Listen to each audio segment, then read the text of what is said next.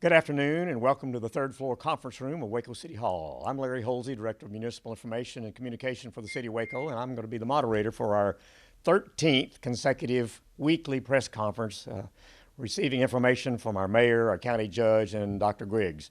We're glad that you're here. Down in our studio, we have our American Sign Language interpreter as well as a full translation being recorded in Spanish.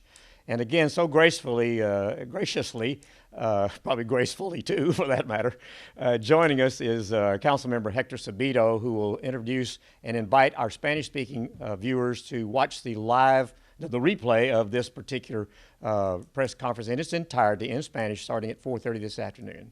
Councilman Sabito. Thank you, Larry, so much.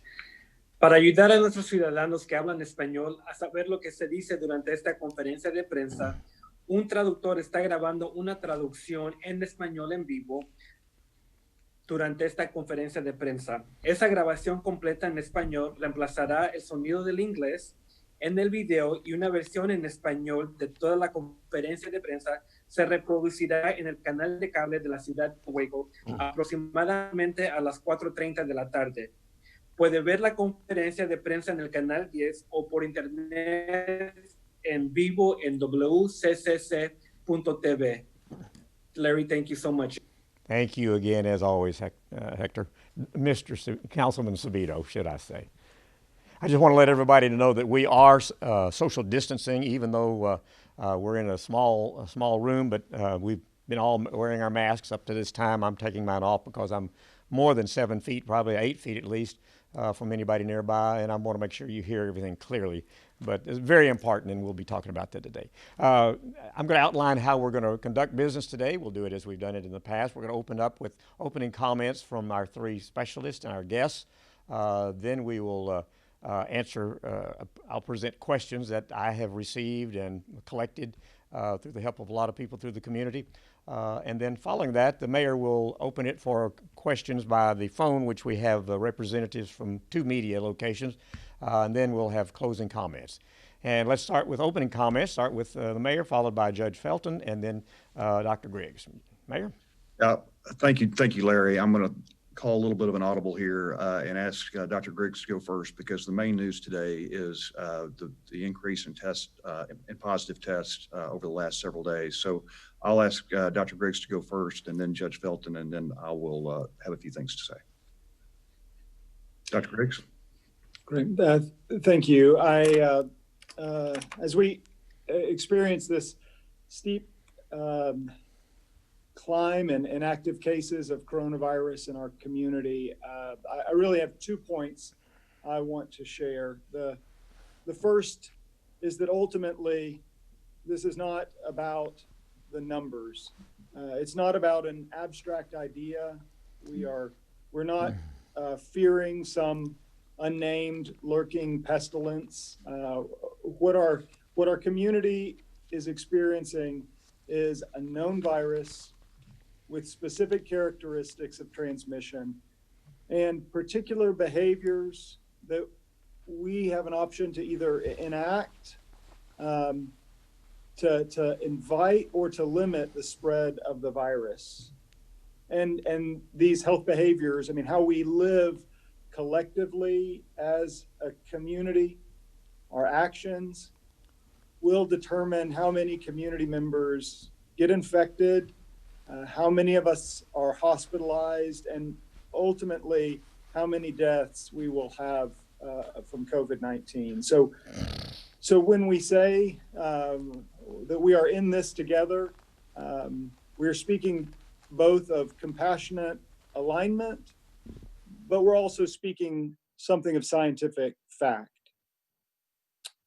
Second, the notion of pandemic taps into some deep fears among us. People we know are now getting infected. Without level heads and emotional sobriety, we risk reverting to tribalism or anger or resignation. And so now is the time for our best selves to show up. for us to all listen to our own emotions, to be vulnerable with those that we trust, to live consistent with our values, to love our neighbor as ourselves. Clear thinking, emotional health, and action that aligns with our values will win the day. I'd like to share with you now numbers, remembering that these are human lives we're talking about. So worldwide, over 9 million confirmed cases and 478,000 deaths. In the United States, we've had 2.3 million cases of coronavirus and 121,000 deaths due to COVID-19. The Texas Department of State Health Services indicates that we've had 120,000 cases in Texas, which has doubled from 2 weeks ago. We've had 2,200 deaths in our state. The effective reproduction rate, that's the RT that we've been talking about, is 1.18. Remember, the goal is less than 1. In Texas, the hospitalization rate right now is 8.6%. So that means of confirmed cases, 8.6% of those have been hospitalized. And the number of patients hospitalized with the virus in Texas has doubled over the past 3 weeks. The positivity rate across the state right now is 9.8%. So now information from McLennan County, and this is updated as of this afternoon. The total number of confirmed cases is 473, 293 of which are currently active. As of this afternoon, the Public Health District has received notification of 52 new cases of coronavirus. There are currently 13 hospitalized patients with COVID-19. 5 of those patients hospitalized with COVID-19 are currently receiving ventilator support. We've had a total of 6 deaths in our community due to COVID-19. The health district is monitoring 556 individuals, which includes positive cases and their close contacts. And to date, of those who have been receiving daily monitoring by the health district, over 50 individuals have become positive, highlighting the importance of the work that's being done by the epidemiology team. The total tests completed on McLennan County residents is 14,655 tests. I believe that momentarily the mayor will be speaking about positivity rates in the county, but I wanted to mention we've been tracking our rates at the Family Health Center, have seen a steady rise in the last 2 weeks in positivity rates. Right now we're around 12%, which is higher than what we want to see. We are strongly encouraging all of those who have even minor symptoms that may be attributable to COVID-19 to come in so that we can evaluate and perform testing as is needed. Both hospitals have ample capacity to manage COVID-19 cases in the immediate foreseeable future. Their total capacity continues to be 96 total ICU beds and 441 total hospital beds. And neither of our hospitals have taken on new patients from larger counties. There have been a total of 3 positive cases at nursing homes in McLennan County, but no new cases within the past week. There are 2 recently reported cases from the jail among staff members, one of whom was asymptomatic. And we were just moments before the press conference began, we were notified that the health district will be arranging for testing of all inmates and staff at the jail. So the the summary from my vantage point, we are seeing a dramatic spike in cases, particularly among individuals less than 65 years old. The spike is not surprising, but is predictable from principally the important easing of economic restrictions, but also from indoor gatherings and unmasked clusters of people. The absolute case counts at this point has not outstripped our hospital capacity or our health district's ability to perform contact tracing and monitoring. But if the rate of rise continues unmitigated, we will be overwhelmed. There's an expected delay of 3 to 5 weeks following widespread community behavior change before obvious rate changes in new cases and hospitalizations, meaning now is the time for our community to act to prevent a July disaster.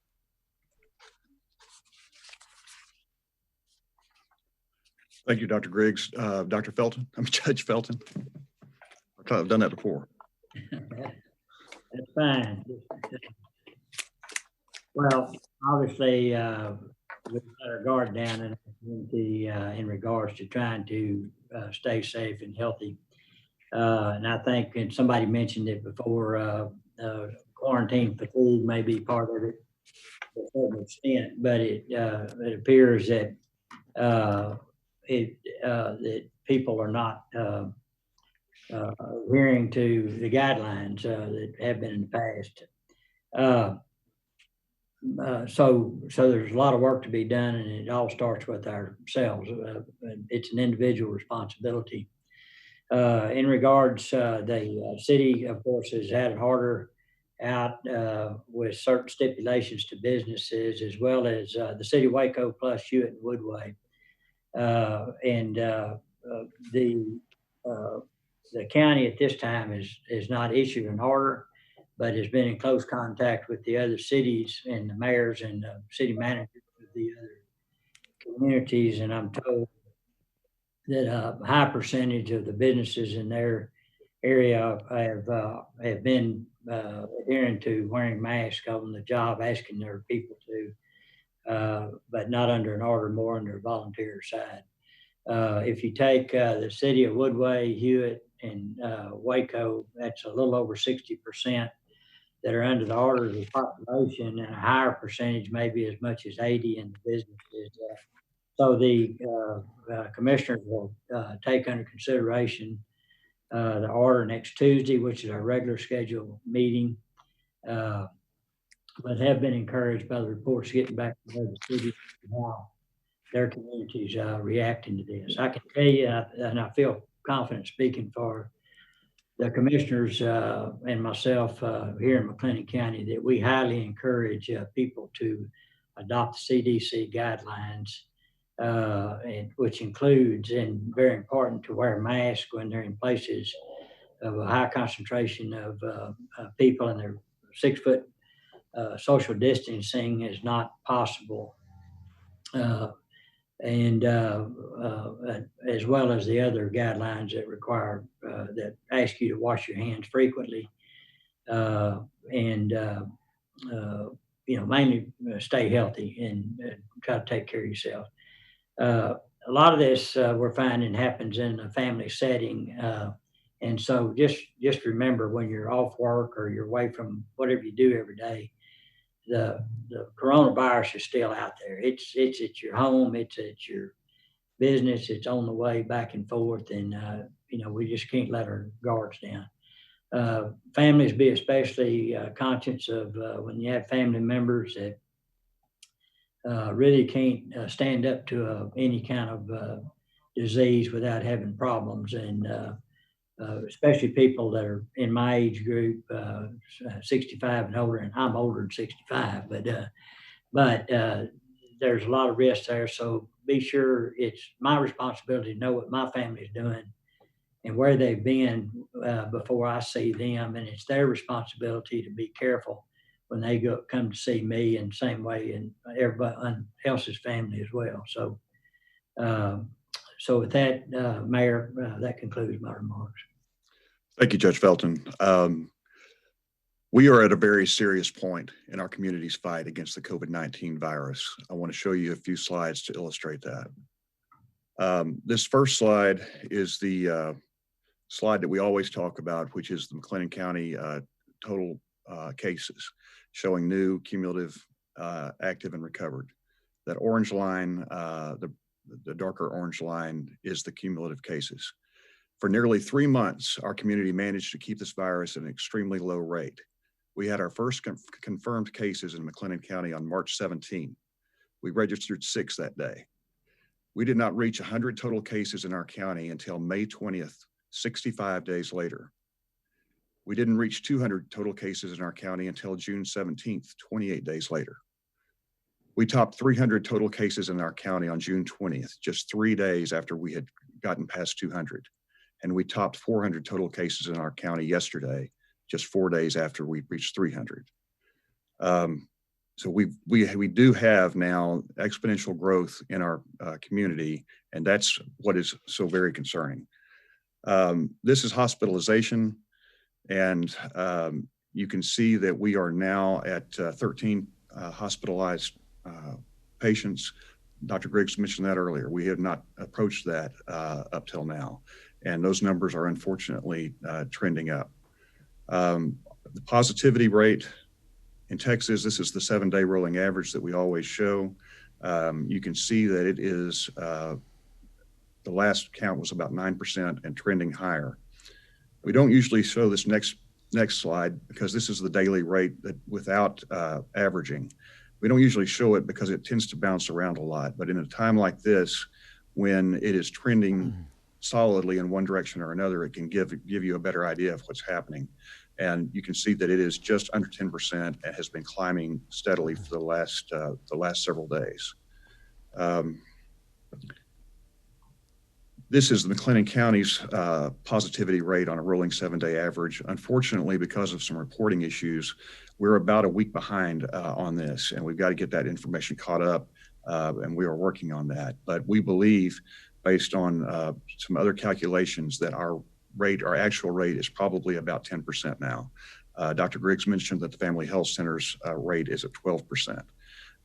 That is a significant change over the time when we were back in May under 0.5% on that average. This is another slide that I want to really talk about in terms of our positivity. I mean, in terms of our trend. This is the active cases. So these are patients who are currently sick with the disease. They haven't died and they haven't yet recovered. In early to mid-May, we were experiencing less than 10 active cases on a daily basis for over 2 weeks. In late May, we were seeing 10 to 12 active cases per day. Then from June 8th to June 11th, in 4 days, we doubled that number of active cases from 12 to 24. From June 11th to June 15th, in 5 days, we doubled the number of active cases again from 24 to 49. From June 15th to 18th, in 4 more days, we more than doubled the number of active cases again from 49 to 105. From June 18th to June 22, in 5 more days, we doubled the number of cases again from 105 to 221. As of yesterday, we were at 243 active cases. This is, again, exponential growth, and this is what has occurred in many places around the world that has ultimately led to overwhelming the hospitals. As Dr. Griggs mentioned, our hospitals are not close yet to being overwhelmed, but it is this rapidly rising trend that gives us all concern. So what can we do?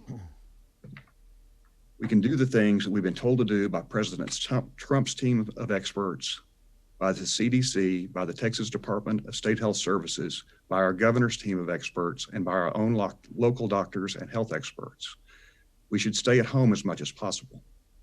We must maintain a physical distance of 6 feet or more from anyone who is not part of our own household. We must wash and sanitize our hands frequently and not touch our faces if our hands haven't been recently washed or sanitized. And we must wear masks or face coverings. Masks and other face coverings have been demonstrated to be effective. A study out of Texas A&M with contributions by University of Texas last week is one of the latest scientific studies to demonstrate the effectiveness of wearing masks in public. The Texas A&M study's conclusion is that wearing a face mask in public corresponds to the most effective means to prevent interhuman transmission. The study went on to say, this inexpensive practice in conjunction with social distancing and other procedures is the most likely opportunity to stop the COVID-19 pandemic. Our work also highlights that sound science is essential in decision-making for current and future public health pandemics. I couldn't agree more. I am not a health expert, but we have great health experts that we are consulting with on a daily basis about what we do. And that was the basis of our decision, my decision last Friday to issue the order requiring face masks in businesses. Beginning on April 27th, when Governor Abbott issued his executive order GA-17, mayors and county judges have been completely stripped of any local control to combat COVID-19 in our communities. Then last week, the governor explained that we had permission to issue local orders mandating that businesses require face coverings when they cannot ensure that their customers and employees can maintain adequate distancing. Bexar County issued their order first, followed quickly by Dallas County and others, and then we issued our order on Friday afternoon.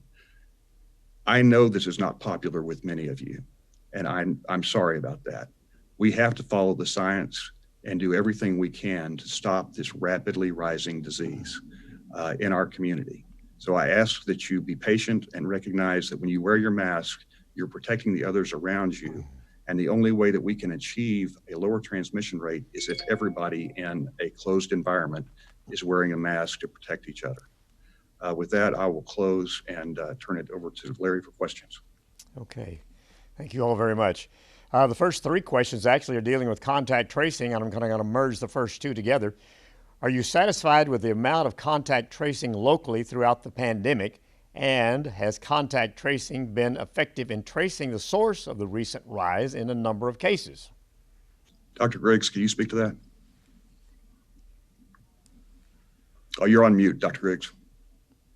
Thank you. So I think this question's from Rhiannon Sager, and I thank you, Rhiannon, for the opportunity to celebrate the great work that's been done by Dr. Gray and senior epidemiologist Betty Shaw at the Health District.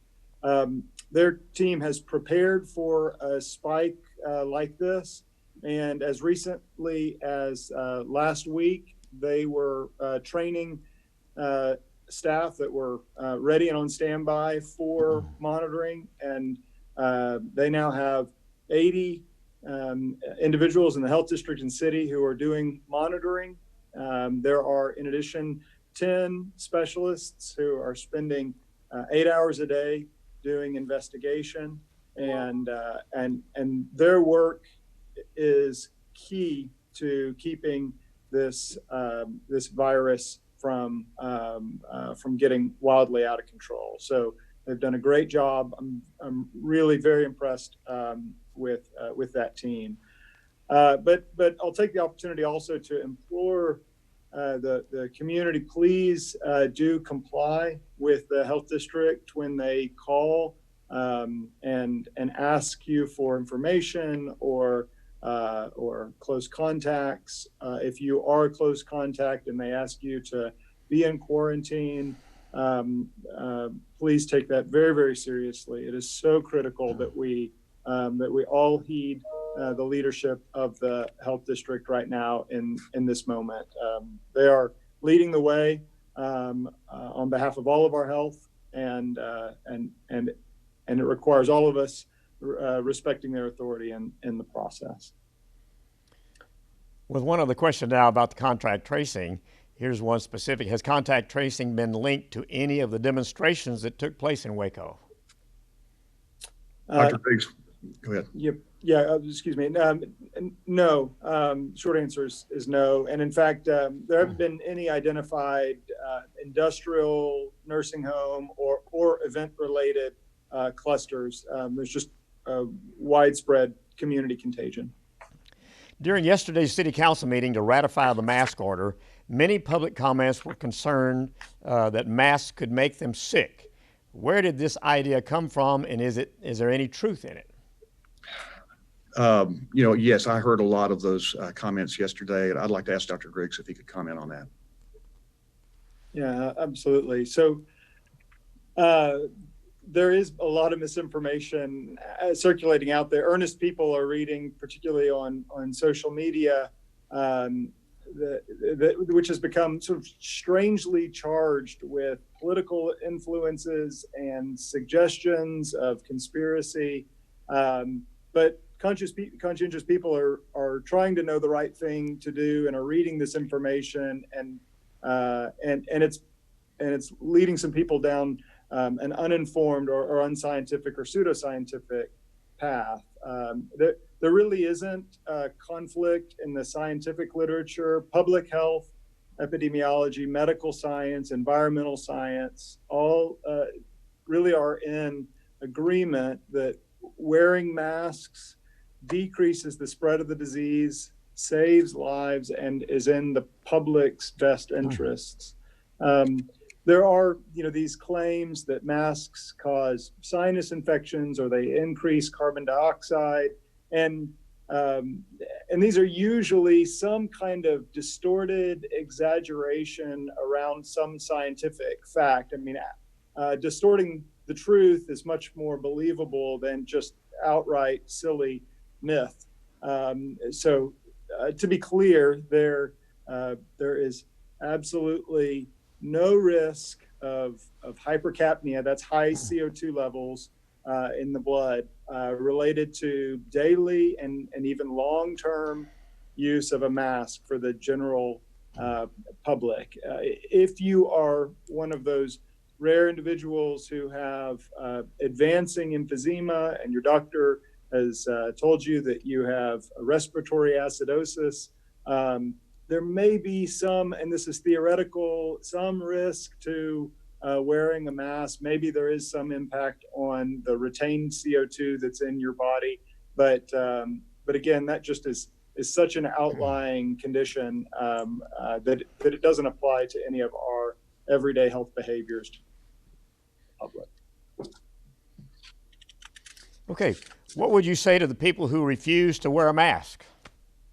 I'll try to speak to that. I think sort of along the lines of what Dr. Griggs was just talking about, the scientific literature is clear that this is helpful, and it is not to protect you from others. I've had several emails from people who said, well, I know somebody and he's been wearing a mask for 2 months and he got the disease.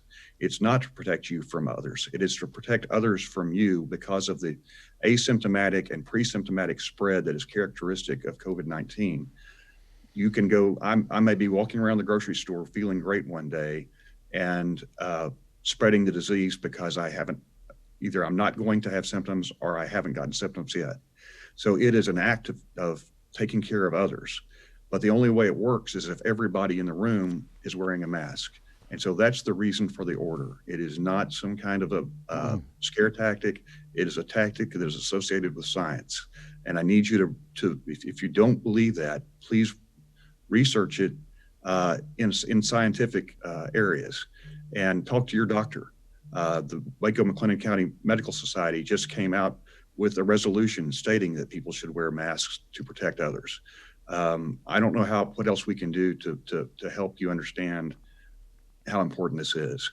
But I would ask that you please do that because it is so important to helping us slow the spread and reverse the trend that we're currently on.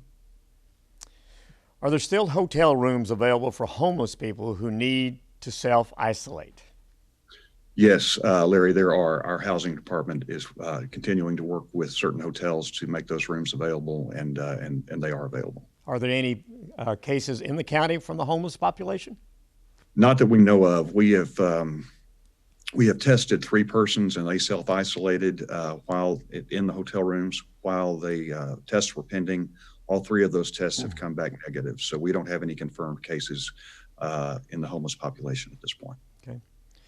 Does the city or county have the authority to shut down businesses like what was previously done at the state level?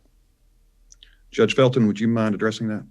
The only thing I'm aware of is TBAC can come into a business if when they have a TABC license to sell alcoholic beverages alone. Generally, restaurants and bars have those, and if there's violations on overcrowding or other things, it could be pulling the license for 30 days on the first offense, and the second is 60 days, and then after that, it could actually close a business down for multiple violations.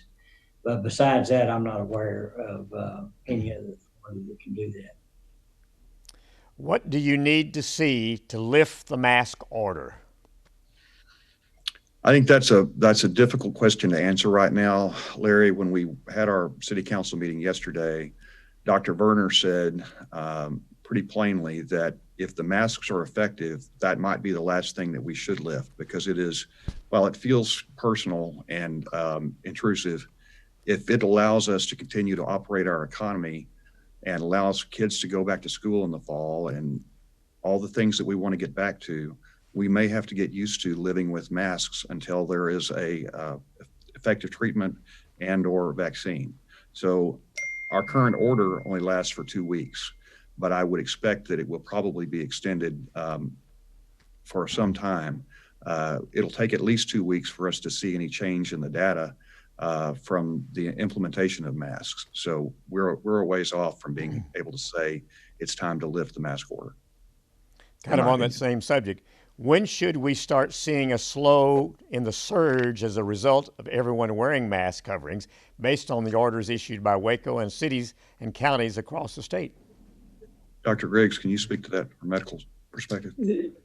Yes, I think 2 weeks is the earliest, more likely 3 to 5 weeks. And I would just reinforce what the mayor has just mentioned about not only the importance of masking, perhaps the preeminent importance of masking as a policy, but this in conjunction with physical distancing, avoiding crowds, staying 6 feet from others, and when meeting with others, always meeting outdoors as possible and spaced out.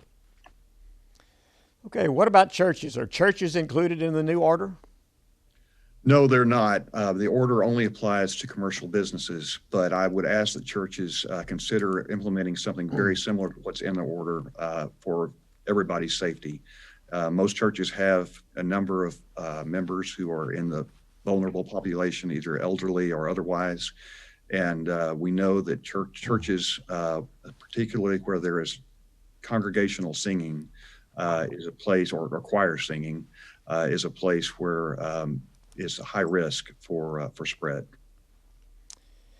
All right, if I go to a place of business and their employees are not following the order and not wearing face covering, what should I do?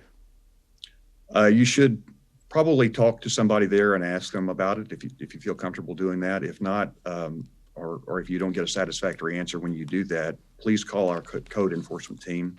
The number is prominently displayed at the covidwaco.com website, and we'll send a code enforcement officer over to talk to the business and help them understand what they need to be doing.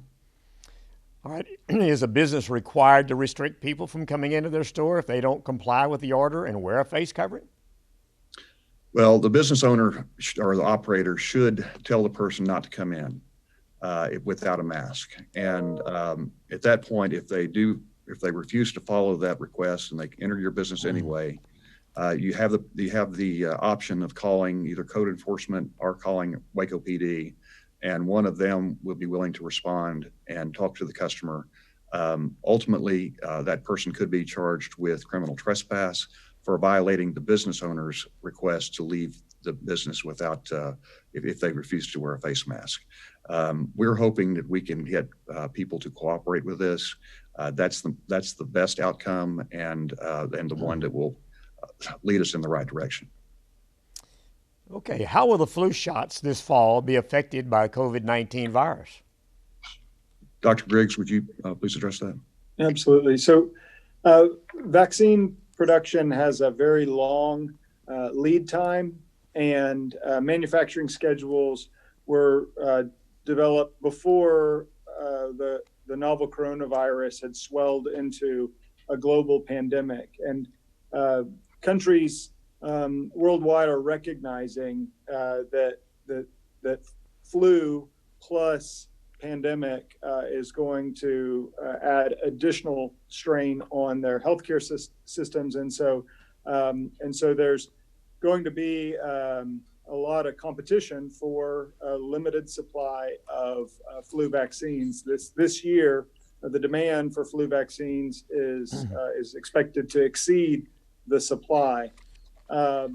So this is important for healthcare because when someone presents with a febrile illness, headache, a sore throat, things that can be either influenza or COVID-19, it's a complicated medical picture. And because influenza can also cause respiratory distress in an adult who has complicating medical problems, there is some additive risk on top of the COVID-19 pandemic for hospitals, ICUs, and ventilators. So my urge for our community is to get vaccinated for the flu as soon as flu vaccines are available, which is likely going to be in September when they'll be distributed. So we will make sure and keep the community updated either in this format or through the healthcare systems or through the news outlets. But that will be very much a community health push this year, flu vaccines, because it'll make a difference in the hospitals and in the clinics and in the public health. Usually only about 60% of children are vaccinated each year against the flu, and 40% of adults are vaccinated against the flu. And we'd like to see much higher numbers this year. And we are hoping that we have ample supply in order to achieve those higher numbers. Dr. Griggs, you kind of touched on both of these just a little bit, but I don't want to get more specific. Will the mask cause a sinus infection, and will the carbon dioxide from my breath hurt me if I wear a mask? Yeah, no credible literature around increasing risk of sinus infections. Remember that surgeons wear masks every day throughout surgery. There are lots of industrial workers and kitchen workers and all varieties of other professionals. In certain countries, individuals mask as a part of their routine attire.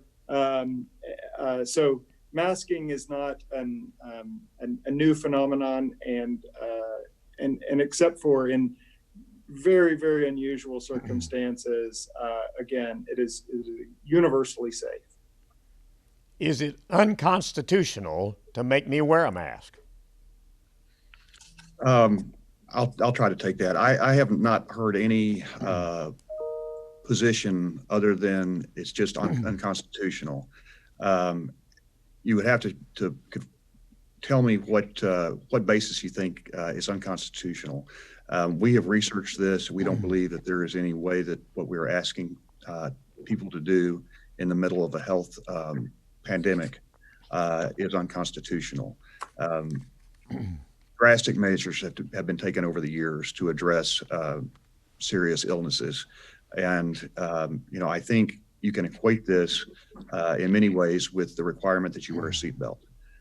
This is something that is proven to protect people. The government has passed that law years and years ago, and now we have pretty good compliance with seatbelt wearing. Without it, we had very limited compliance with seatbelt wearing. I'm certainly will be happy when we have the proper vaccines and treatments where we can lift this, unlike a seatbelt. That threat's never going away. Hopefully, at some point, this coronavirus threat will go away. I've got a question that's not talking about masks for just a moment. We'll get back to that, I know. Do we have enough data yet to ascertain what significant budget cuts will be necessary locally in our next fiscal year? Judge Felton, would you take that? Well, I can only speak for county government, but we have spent a significant amount of money due to this issue, and apparently have quite a bit more to spend, especially when you're trying to run a judicial process. It has a lot of requirements. The offset to that is the qualifying areas of the CARES Act, which we're just now getting into. So right now, I don't know, but we're working hard and fast on it so we're prepared for our budgeting process that has just started. We're just getting into the front of it. So it's hard to tell what expenses that we had that would be offset by the CARES Act funding. And so I guess I'd say the jury's still out. The thing that's concerning as well is what it'll do to, taxable values next year too. But hopefully this thing blows over and we get our economy back going and people aren't hurt financially as bad. But so, we're just as interested in the answer to that question, whoever asks it. So. Yeah, I agree, Judge. It's still too early for us to know. We are working on it all the time, trying to plan for different contingencies, but we really don't know yet what that will look like. Right. I can't afford a mask. What should I do? Well, when we're talking about a mask, we're really just talking about a face covering. So it can be something as simple as a bandana, or there are templates online that you can take an old t-shirt and cut it out to make a mask. We're just talking about a cloth covering to cover your nose and mouth. In addition to that, there are several nonprofits in town who have masks available. And so if you can't figure out any other way to come up with a mask, check out our covidwaco.com site, and we'll have some areas there where you can find a mask. Based on some of the comments we've had, how about hospitals? Are they in good shape for masks or anything like that? Dr. Griggs, can you speak to that? Right now, I'm not aware of any shortages of PPE in our hospitals. Saying that, though, it's important that community not try to obtain online or otherwise an N95 masks. Those we're trying to preserve for healthcare professionals. And so even if you have an interest in one of those and can find it online, I would try to dissuade you from using that. Leave those masks for healthcare professionals. Okay, what have we learned individually and corporately during all these times about saving for a rainy day? Judge Felton, would you speak to that? Well, it's a good idea. The county adopted a policy to be able to keep at least 33% of our expenses in what we call unassigned fund balance or cash. It's not pledged to anything, just in case things come up that aren't covered by insurance or programs such as the CARES Act and those things. On top of this, what we're dealing with is the state under Proposition 2. Anyhow, it's a cap on the expenses that a city and a county can have. And so it couldn't be a worse time for these restrictions to be put on with the coronavirus and the pandemic hitting. But because we have we're in a strong cash position, we intend to dip into that a certain amount so we don't have a knee-jerk reaction for the taxpayers to have to bail us out. That's not going to happen. We're going to do what we have to do and to get through this next year and possibly 2 years that this affects us. So yes, it's good to have a rainy day fund. Yeah, and the city is in the same position, Judge, and I think Waco and McLennan County are fortunate that we have been able to build some reserves and be prepared for something like this. Okay, and we'll just do one more or so real quick, and then we're going to get to the media questions. Why is Little League still allowed to continue playing? Well, as I understand it, and I may be wrong about this, but I believe what Little League is allowed to do right now is practice. And so they can do certain things where they can still maintain adequate physical distancing. I think there's going to be some real question about whether we can allow Little League to move forward. It is outside, and that's a very good thing. And we know that kids need exercise and they need interaction. So it's all a balancing act.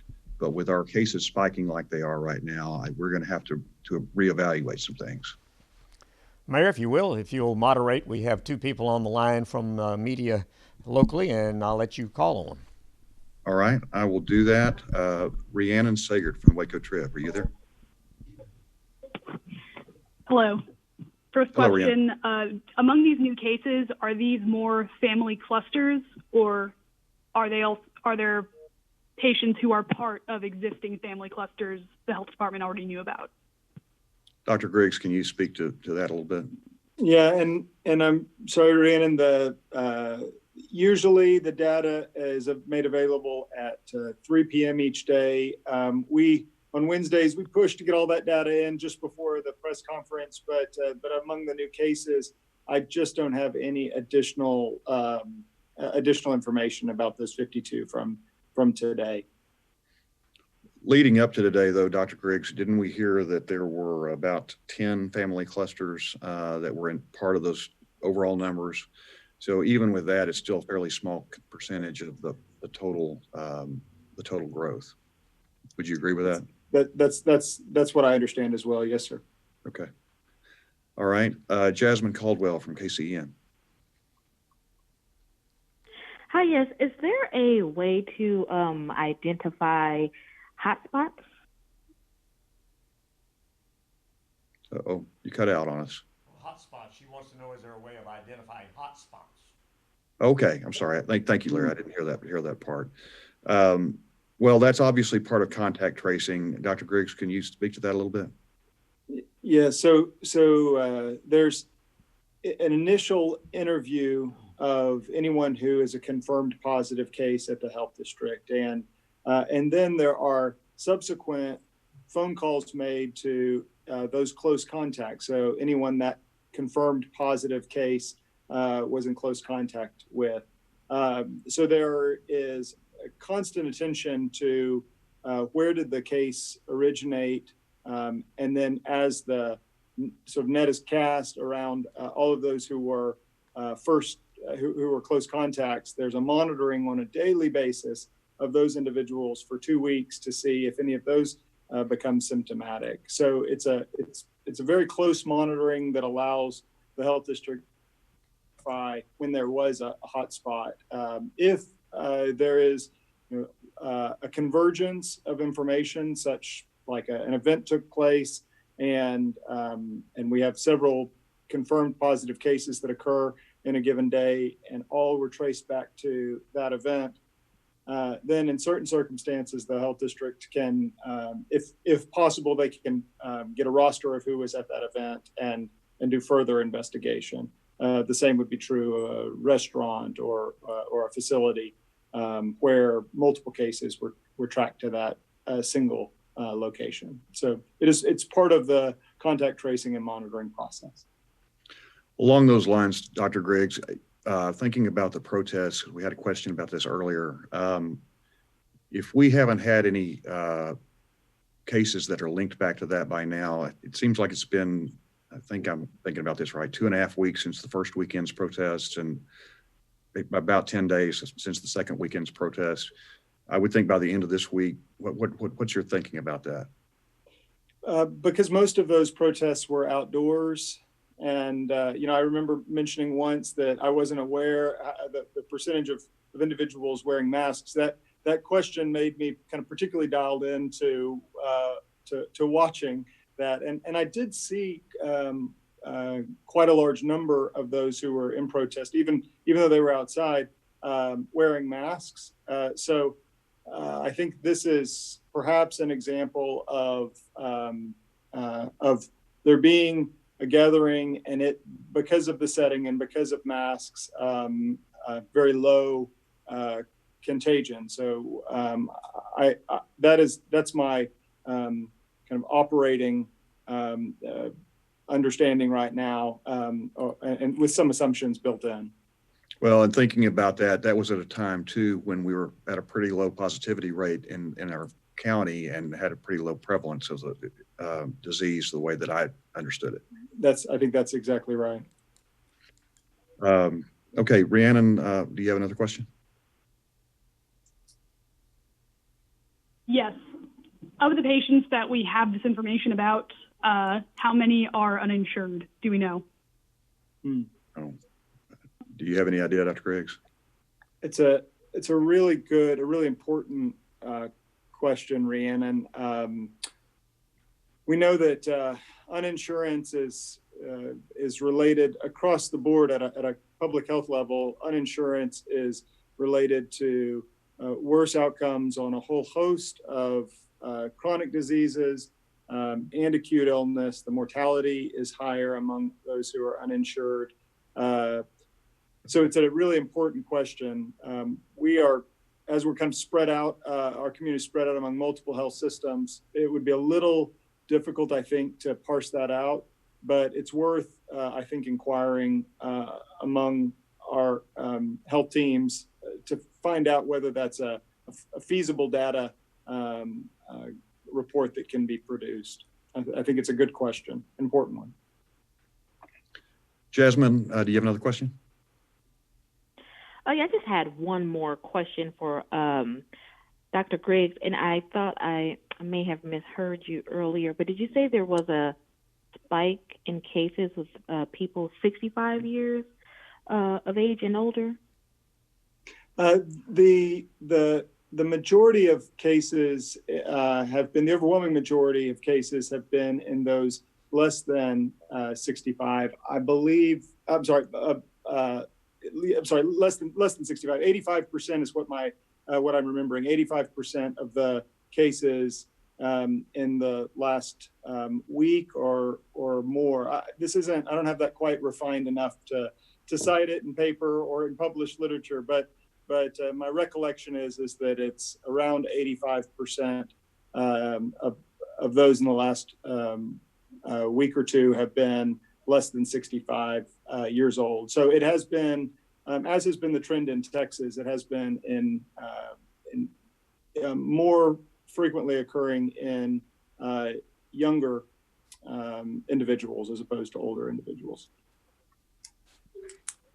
All right, I think we will stop there with questions. Rhiannon and Jasmine, thank you both very much for calling in. Hope we've answered your questions, and we appreciate you being here to get the word out about what we're doing to try to fight COVID-19. I'll ask Dr. Griggs to give any concluding remarks. Thank you again, Mayor Deaver, Judge Felton, Larry, for the opportunity to be involved here. I would like to remind the community, please do not go to the emergency room unless you are experiencing an emergency. If you have symptoms that you think may be related to COVID-19 over the weekend or in evening hours, again, unless you're experiencing symptoms that you believe are an emergency, the COVID-19 can be evaluated the following morning, can be evaluated on Monday if it occurs over the weekend. The key is that you treat your symptoms, and so treat your community as if you have COVID-19 until proven otherwise. In other words, self-isolate, don't go out, even notify your household members that you're having symptoms and encourage them not to go out. This is one of the ways in which we can keep this from spreading. And then at the first opportunity, get into primary care to get tested. So the ER, just to reiterate, the ER is for emergencies. The other point that I wanted to make is just that right now, please understand that going out is assuming some risks, that you're accepting exposure to the possibility of exposure to the novel coronavirus if you go out right now. So if you start with that frame of reference, then you can make some decisions about is going out to this location or that location worth potential exposure. If possible, stay at home, and just be thoughtful in terms of making that sort of risk-benefit calculation before you leave your home. We will get through this, and we will do it because we all care for each other, and because we're all interested in each other's health and not just our own. Thanks so much. Judge Felton? Agree. Thank you, Dr. Griggs. Yes, trying to really think about where we're going and who we're going to be around is going to be important. And correct me, Mayor, if I'm wrong on this, but I believe in the governor's amendment yesterday that he has advised that any gatherings of now 100 or more need to be approved by local officials. So where before it was 500. And so I know there's multiple summer events that happen that this could affect. So just letting you know or be advised that probably should give the local officials if it's in whatever community it's in, whichever city it's in, or of course in this county, and we can help you look at options in that. Other than that, gonna stay safe. Remember, everyone, shop local, and if you haven't taken the census, get on online and get that done, and tell your neighbors if they haven't done it. So it's important to the community. Thank you, Judge. I want to thank you and Dr. Griggs again for continuing to give your time to this.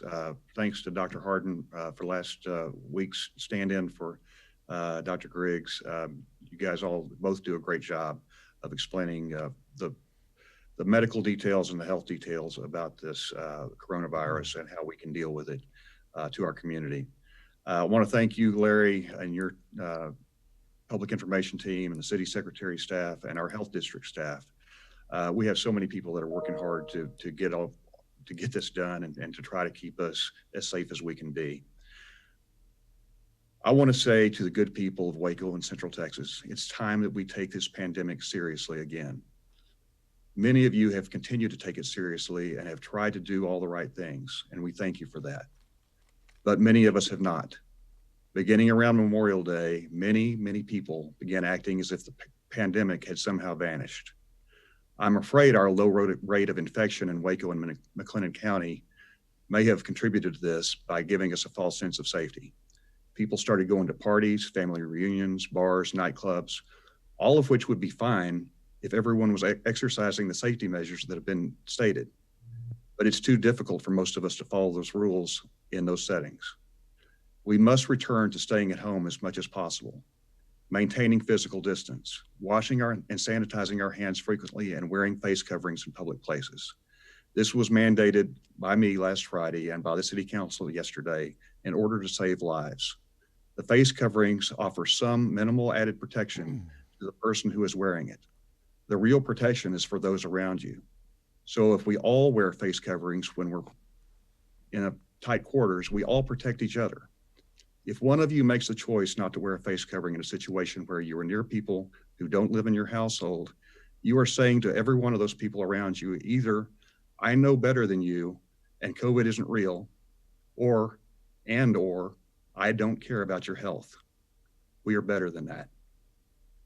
I'm appealing to every person in Central Texas to follow the safety guidelines and the mask order for the good of our community. Take care of yourself, and let's take care of one another.